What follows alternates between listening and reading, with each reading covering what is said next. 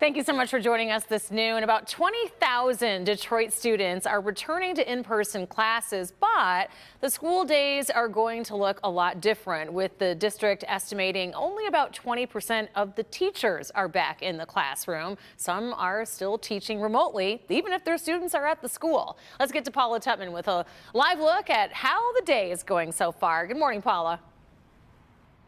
Good morning to you. Well, it's noon, so good afternoon to you. But it's been a very interesting morning. There are really two headlines here, and one is just as you said, that you have students returning to class without enough teachers.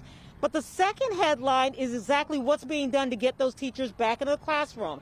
First, let's go to the cuteness video, and that's children lining up today to go back into facilities for some semblance of face-to-face learning. So we're either talking about a face-to-face classroom or the learning centers that the Detroit Public Schools Community District has set up, in which students are in a room and they'll either have supervision from a teacher or an adult, or they'll actually be able to see their teacher teaching remotely. But here's the other big piece of this story, and that is something I've never seen before, and that is the teachers union and the district seemingly in complete lockstep.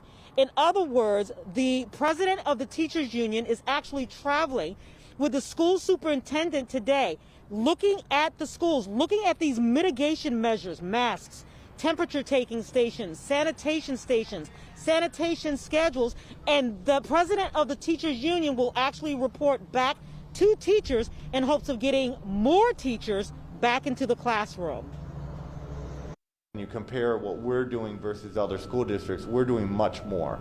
And we have to, because the city obviously was disproportionately negatively impacted by COVID, and there's a greater fear of COVID within the DPSCD community and just in the neighborhoods at large because of unfortunately what happened to family members with COVID, specific to the city and the Black community.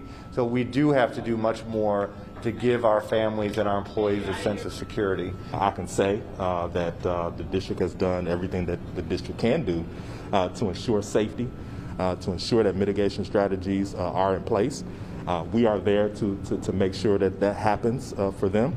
And for folks who are comfortable and are on the edge, if you're on the fence and you're thinking about coming in, things are being done at the schools that we've been at so far to really assist and make sure that folks are safe. Did you hear that? If you're on the fence and you are a teacher, the president of the union says he is seeing it is safe for you to come back because the district is doing absolutely everything it can. Let's break this down. Just a quick finer point on this. When you think about 20,000 students interested in coming back to face-to-face learning and only about 20 or 30% of the teachers, only about 1,000 children will actually experience face-to-face learning. It is critical for teachers to feel comfortable enough to get back into the classrooms. And again, something I've never seen before is this lockstep effort to make sure everybody is on the same page. Back to you.